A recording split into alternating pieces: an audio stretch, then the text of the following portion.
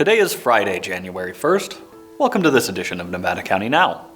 Today's episode, we've got a COVID update, New Year's resolutions, new laws, and more.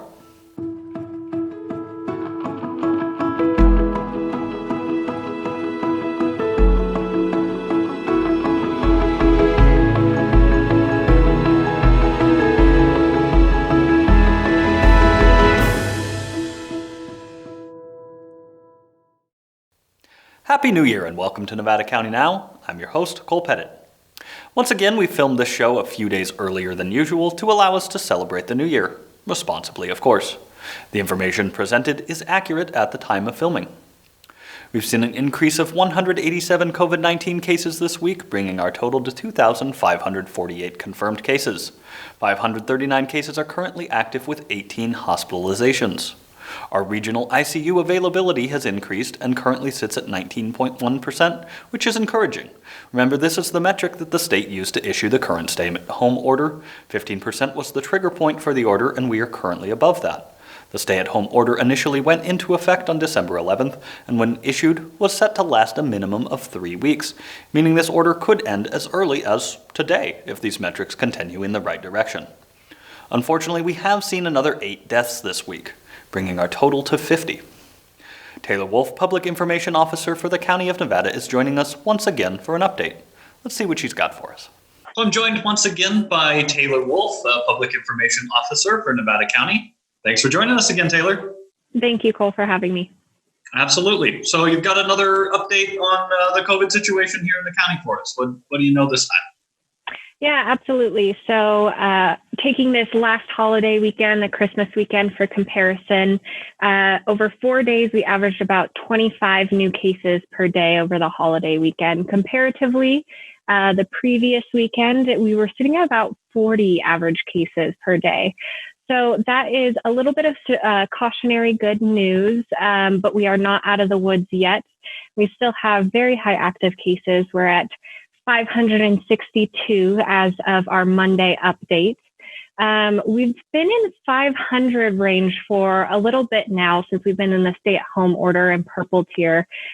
We do have a widespread community transmission, but we're starting to inch towards the upper ends of the 500. So just a friendly reminder to everyone that we want to continue to be safe. We do have that widespread transmission, and no setting or environment should be considered completely safe. And that's why we have precautions in place. That's why we ask people to refrain from gatherings, to create that social distance and do that masking when they are in public places or conducting essential business or services. We do currently we've been sitting right around under 20 people hospitalized locally in our 2 hospitals up in Truckee and Grass Valley. And we continue, unfortunately, to see more deaths reported to our dashboard as well. Again, it's a sober reminder of the threat of COVID-19, and our hearts go out to the friends and families who recently lost their loved ones from COVID. Speaking in generalities, many of our deaths have been older adults that are 60 or older. A large majority of them have been connected with skilled nursing facilities, although some have also been hospitalized at the time of their death too. So again, we want to continue to encourage people to do their best to keep all those precautions in place. A lot of people may be wondering about the current stay-home order that we're under for the greater Sacramento region. So it's not just Nevada County, but also our neighboring counties as well. And it all links back to our regional ICU capacity. For the past few weeks when we've been under the stay-home order, we have sat above that 15% ICU capacity, hovering right above it. And this means that January 1st, given we are filming this on Tuesday, a few days prior to this, our region may be eligible to exit, although there's no for sure's with that. Yeah, it would be great if we could get out of this stay-at-home order. I know I am looking forward to getting a haircut because I am getting rather sloppy here, but we'll get there. So what about more news on vaccines? Yeah, so the state announced on Monday this week that they are working with CVS and Walgreens to administer the Pfizer vaccine to residents in staff in long-term care facilities. This is really exciting news. A couple weeks ago, we were excited to receive our first allotment of the COVID vaccine, as well as get that distributed out to our local hospital systems so we could start vaccinating our frontline workers. So that is taking place, but the other populations, vulnerable populations that are prioritized to get this vaccine first are the residents and staff in long-term care facilities. So we're moving forward there. We're keeping information up to date on our website, mynevadacounty.com/coronavirus. We have a page on vaccine, which has some frequently asked questions around the vaccine that people can reference. We are updating it every week. And then we want to remind people too, as we start to see people getting vaccinated in our community, we want to remind people to remember that the vaccine is protection for the future, but we need to protect people today. So we're seeing the light at the end of the tunnel. It's really exciting to see the vaccine become increasingly more available and more vaccines be able to come and be distributed in our community. But until it is more widely available and we're able to vaccinate more widely into the general public, we need to stay diligent about those precautions and modifications we've put into place. So again, that is our masking, our social distancing, refraining from gatherings, and making sure we're keeping with those good hygiene habits. What about help for our business community? Yeah, so we recently had a stimulus package that was signed by the federal government, and in it does include new opportunities for our local business community with different loans and grants. So there is a webinar with SBDC to walk businesses through this process. It's offered in multiple languages. People can go on our website or go to the Sierra Business Council to find more information and connect with these webinars. For business owners, especially small business owners who may be less familiar with applying for grants or things, opportunities like this, it is really helpful to just walk through the process and get you to the application and eventually the submittal process. We also have been hosting a monthly business task force meeting. Our next meeting is coming up next week on January 6th from 3 to 4 p.m. So again, we have information on that if you'd like to register at mynevadacounty.com/coronavirus. And it'll include updates from county staff on the different federal relief coming down. It'll offer updates from Sierra Business Council on California Small Business Relief Grants, California Rebuilding Fund, which is a loan, and then also SBDC's consulting on strategic operation decisions. Then, of course, we have the Relief Fund, the Nevada County Relief Fund component as well. So we will have staff talking about those opportunities coming up very, very quickly too. And if people want to see more information about the Relief Fund, they can visit nevcorelief.org. There is currently an application process for local relief fund grants for small businesses. Okay, perfect. Thank you for taking the time to talk with us, Taylor. All right. Happy New Year, everyone. Thanks, Taylor. As Taylor touched on earlier this week, Governor Gavin Newsom announced that California has opted into the federal COVID-19 pharmacy partnership. At no cost to the state or local government, CVS and Walgreens will administer the Pfizer vaccine to residents and staff in long-term care facilities. CVS and Walgreens will start with nursing homes, which will take an estimated 3 to 4 weeks, and then vaccinate staff and residents in assisted living, residential care, and other long-term care facilities. The program will enable counties to leverage CVS and Walgreens pharmacy staff to administer the vaccine more broadly, with pharmacy staff going directly to care facilities. Approximately 499 nursing homes will be provided vaccine by CVS and 357 by Walgreens. The vaccine will be administered by pharmacists, pharmacy technicians, and nurses. Pharmacy technicians are participating under a recent waiver by the Board of Pharmacy that requires appropriate supervision under California law and specialized training. Dr. Erica Pan, Interim State Public Health Officer, said this partnership is an opportunity to augment other vaccination efforts at the local level to prioritize our most vulnerable Californians, where we are seeing the most outbreaks, hospitalizations, and deaths. The partnership also allows us to continue to vaccinate other high-priority individuals, such as our frontline healthcare workers, who are critical to our ongoing response to a surge of cases. With Christmas now over, it's time to start taking down and cleaning up your holiday decorations. Waste Management is helping with tree disposal.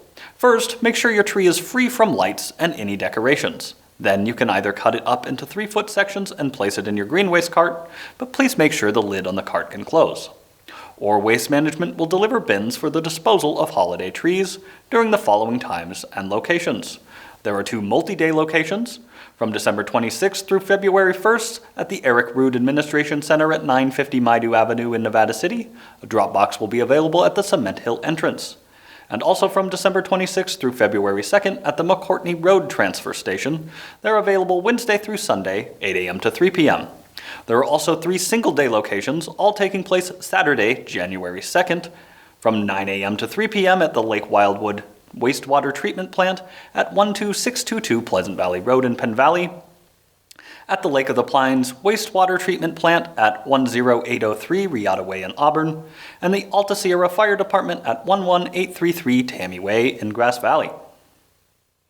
Today is New Year's Day and a time for many to make a New Year's resolution. One of the most common is exercise. With everything else going on this year, it's been difficult for many to maintain their usual exercise habits, but there are still some ways to get out and get moving. Sonora Slater is here to tell us about one such option. Thanks, Cole. After a year like this, many people are looking for change in 2021. And one way they might try to achieve that is through New Year's resolutions. Consistently, one of the most common resolutions each year is to exercise more and get in shape, which is the reason that gyms on January 1st each year tend to be more than crowded. But crowds aren't really a thing right now for the most part, and most gyms are closed. And for many, just getting through this year was all they could resolve to do. But for those vowing to get their body moving in the new year despite obstacles, how can they follow through? In large part, the key has been to find creative ways to exercise outdoors. And one option is virtual races. There have been several locally since the beginning of the lockdown, operating by having runners complete the race anywhere, at any time of day, and then upload their final time to be compared against other participants. This can have many benefits, such as allowing runners to work around bad weather, choose a course that's as easy or as hard for them as they choose, and of course, negates the current danger of crowds. However, Sue Ramey, who helps organize the Resolve to Run race on behalf of Chicago Park 4-H each year, said that despite runners being grateful for the opportunity to participate in races at all this year, many of them have expressed feeling discouraged by the entirely virtual format. The Resolve to Run, a 5K, 10K race on the morning of January 1st each year, has been going on for 10 years now. It's put on by a group of 3 organizations, including Chicago Park 4-H, the Chicago Park School PTA, and the Chicago Park Firefighters Association. Its goal is to help people start the new year off with healthy resolutions.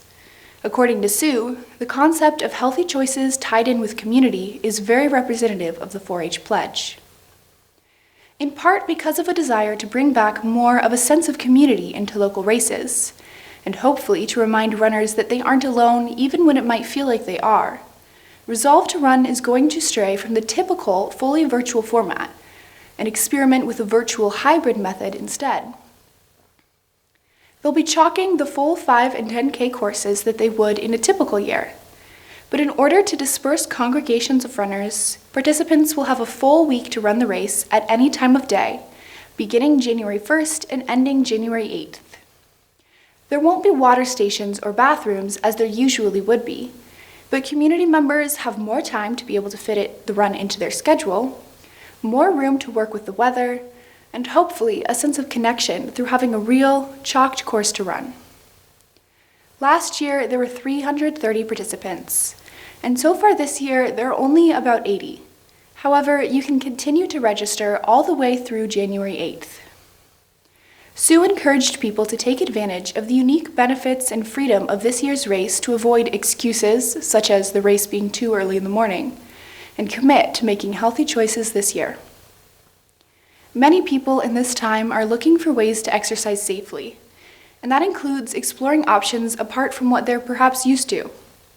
Virtual races are just one option among many, from hiking to at-home Pilates to biking. But a unique virtual hybrid running experience might be the perfect way to start off the new year with a resolve to prioritize health. To register for the Resolve to Run, go to resolve2run.com, where you will find both more information about the race and an option to register. Back to you, Cole. Thanks, Sonora. The beginning of the new year means new laws will be going into effect. One of these affecting our roadways is AB 2285.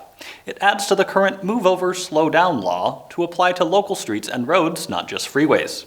Drivers are approaching an emergency vehicle with emergency lights, tow trucks, and Caltrans vehicles. Drivers must pull over or slow down to a reasonable speed. A bill affecting employers in the time of COVID, AB 685, employers would be required to provide written notice of exposure to employees on the worksite premises, as well as provide information about COVID-related benefits to exposed workers. The employers must also report the exposure to their local public health agency within 48 hours. The COVID-19 imminent hazard provision would be repealed on January 1st, 2023, according to the bill's text. And the minimum wage is increasing.